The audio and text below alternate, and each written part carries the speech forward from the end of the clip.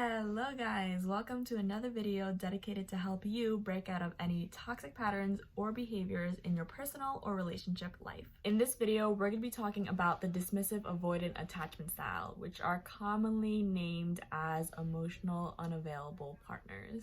But the truth is, dismissive avoidants can be very caring and loving people, but a lot of times they don't know what their emotions are because they're so used to pushing them away and not feeling themselves. Now, before I dive into this video, I do want to add a reminder that our attachment style does come from our childhood. So what we saw, what we heard, and what we experienced growing up from ages 0 to 8, as well as any traumatic experience later in life as well. So please do not blame, shame, or guilt yourself for any patterns or behaviors that might be discussed in the rest of this video. And dismissive avoidants usually show a lot of deactivating strategies where they withdraw, push away, isolate in order to protect themselves. And a lot of times they do also have this fear of abandonment wound, but it shows up differently for them. And so for them, because growing up they never felt safe to really connect with their caregivers and really be dependent on their caregivers because their caregivers didn't show that it was safe for them, they start to learn that being by themselves and being dependent on themselves is the best way to get their needs met and the best way to feel safe.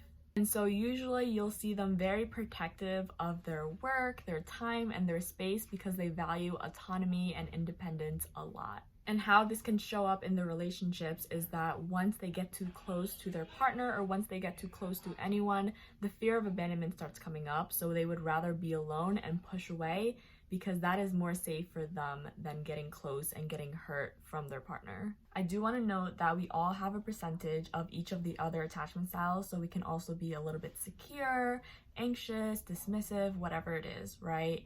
And so it really depends on the relationships that we're in as well and what behaviors and strategies we might exhibit. DAs oftentimes feel this shame as well, and they have this core wound of feeling as if there's something wrong with them. And so a lot of times you may see them throw out some white lies and impulsively lie about some little silly things because they don't want to be blamed for anything and they don't want to feel that core wound as if it's their fault or there's something wrong with them. A general rule for DAs is that they usually don't show anger as well. And so a lot of times if they are angry, they push it away and they throw on this blanket of humor or they throw on this blanket of they're perfectly quote unquote fine. Now DAs do get love and connection in a different other source than other attachment styles might. And so instead of getting that love and connection from other people, you might see them getting love and connection from other things. And so you can also call them quote unquote creature comforts. So from video games, from their pets or animals, getting love and connection through there because it feels more safe for them, or having this safe routine to do every day and invested in work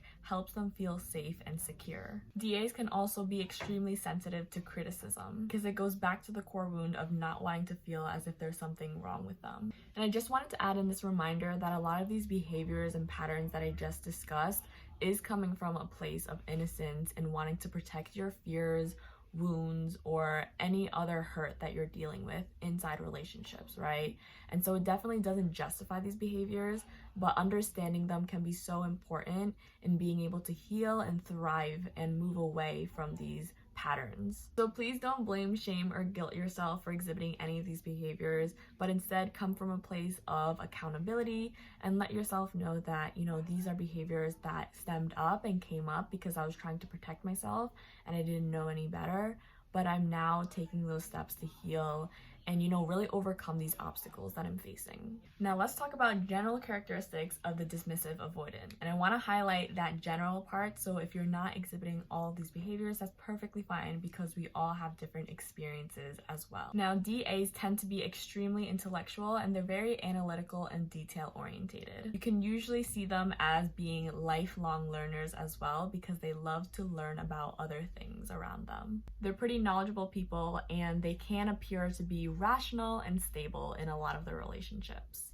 And a lot of times this is because they repress their emotions a lot and so they don't really show them as much if they are angry or upset or hurt. DAs also fear vulnerability as well, and so if you ever talk about your emotions with them, you might see them shut down because they don't know what to say because they don't even know how to deal with their own emotions. How can they deal with yours? So a lot of times it's not from a place of them not caring about your emotions if they don't respond, but it's more from a place of, I don't know what to do with your emotions. DAs usually don't like conflict at all, and they have a lot of empathy for other people. They focus more on problem solving and fixing things so that they can get and move to the next thing. They tend to be extremely hard workers, and they love animals because it makes them feel safe, connected, and loved. Now, you may see DAs tend to fantasize a lot throughout their day as well. So they make a lot of stories in their heads where usually they are, a hero of the story, or there is an animal in the story that's talking to them, because a lot of times they're trying to get their needs